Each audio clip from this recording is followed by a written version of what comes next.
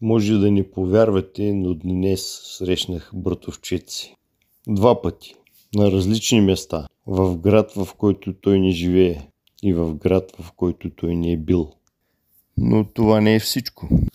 Срещнах 3 известни актьори на мястото, където работя. 3 много известни актьори, които имат няколко Оскара. И това отново не е всичко. Те също работят на това място. На следващия ден се наложи да пътувам до друг град. Там отново срещнах 2 актьори с Оскари, 2 други мои близки роднини и най-важното, срещнах себе си. И не, това не беше мой близнак, за когото не знам. Но това не е всичко. Нито един от хората, които срещнах, всъщност не е точно този той, за който го помислих. Двойници. Нашите двойници и техните двойници са навсякъде около нас.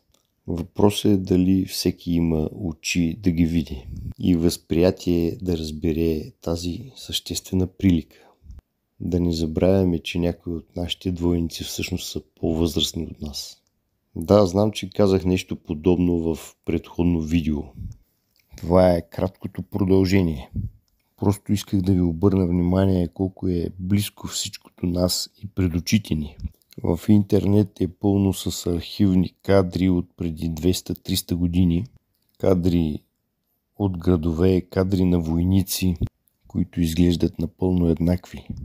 Масово хора на снимки от този период изглеждат над 90% еднакви. Тези хора практически изглеждат като близнаци, пълни двойници. Интересното е в този период дали на някой някога му е правило впечатление, че всички са почти еднакви. Или е било както сега, почти никой не вижда приликата с другите хора. Повтарям отново теорията, научно доказана до някаква степен, за произхода на света от 6 бащи и 2 майки. Говорейки за европеидната раса поне. Просто искам да се замислите, дали света, в който живеете, е толкова реален. Дали масовото изкуствено възпроизвеждане на биологични единици, включително и хора, е точно това, което си мислим. Като възпроизводство, например. В света е имало периоди на множество, масово почти, населен градове и населен свят с деца, сираци. Деца, които сякаш никога не са имали родители. Въпросът е откъде са дошли тези деца. Чували ли сте за съвременната технология Ectolife? Технология, която може да произвежда бебета практически. Изкуствена външна утроба за отглеждане на бебета.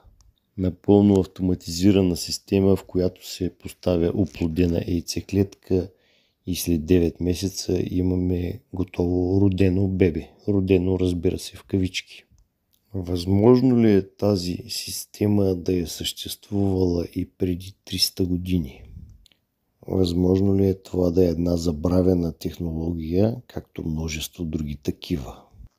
И поради изчезналата бивша империя, от някой просто света да е заселен с множество бебета и деца.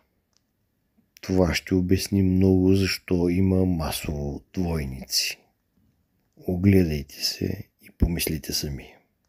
Който е изгледал до тук видеото, е видял една генерирана от изкуствен интелект снимка. Може би на някого му прилича на някой известен човек. Може би на някой актьор. Има някаква прилика, нали? Всъщност това генерирано изображение е по съвсем други снимки на съвсем друг човек, който реално съществува.